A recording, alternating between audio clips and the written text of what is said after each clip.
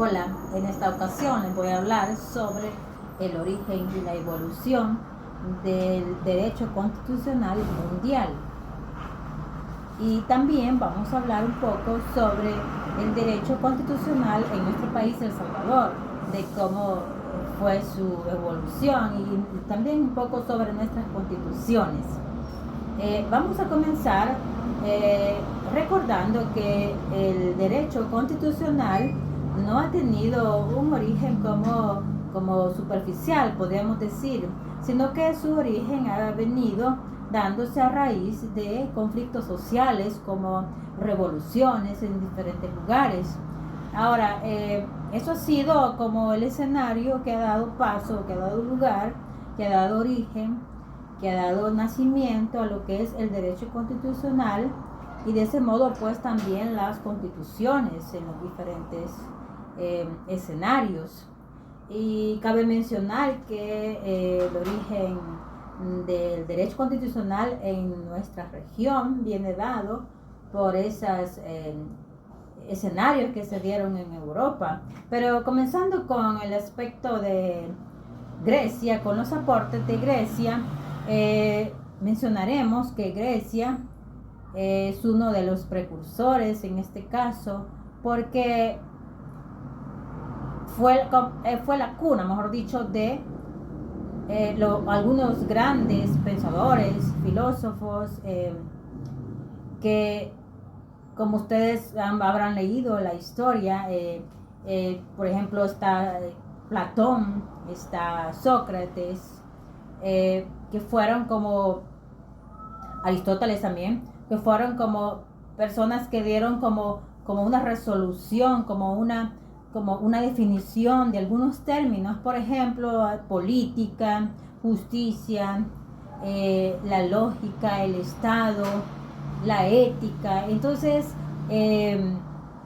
Grecia fue la cuna de estos personajes. Entonces, en ese punto su aporte es muy importante. También, ustedes pensarán, o habrán visto, o habrán dicho, mejor expresado, qué es lo que tengo acá.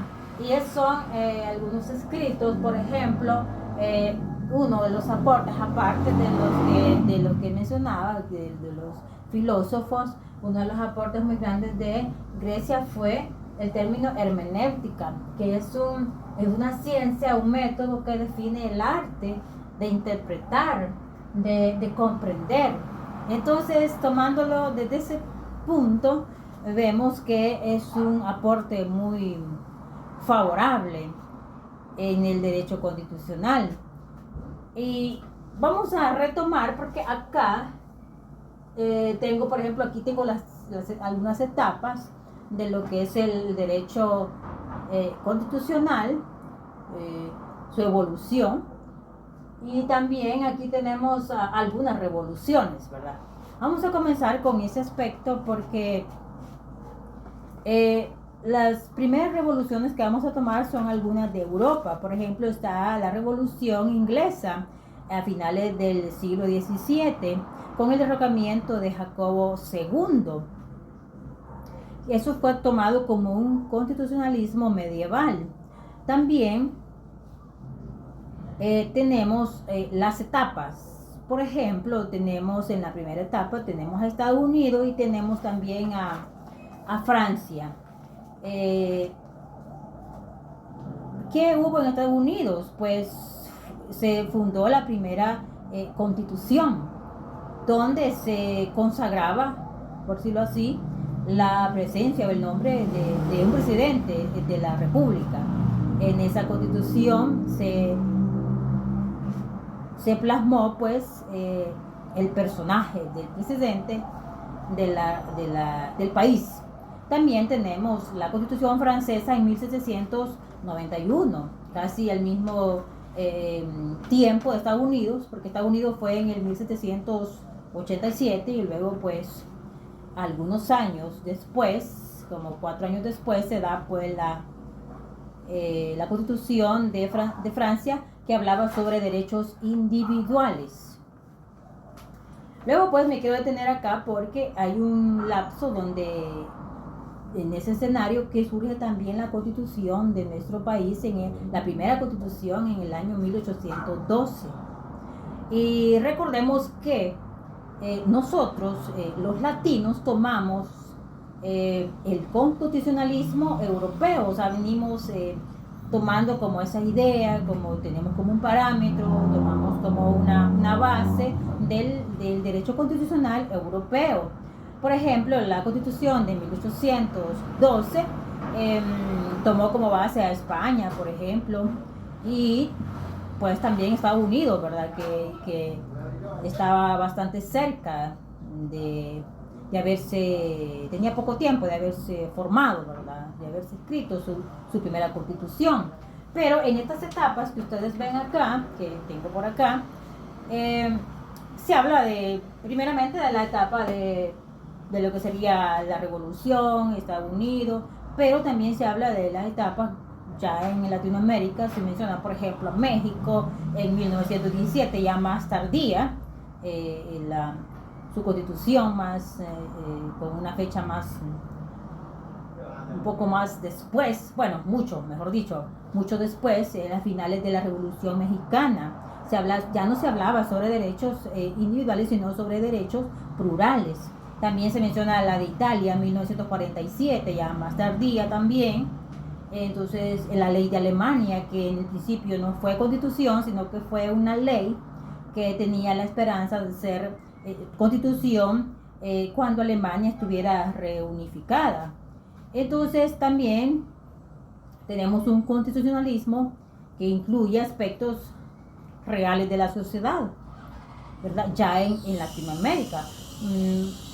Eso se da, por ejemplo, porque en nuestras regiones la realidad es diferente, la sociedad es diferente. Entonces entramos de lleno a lo que es El Salvador.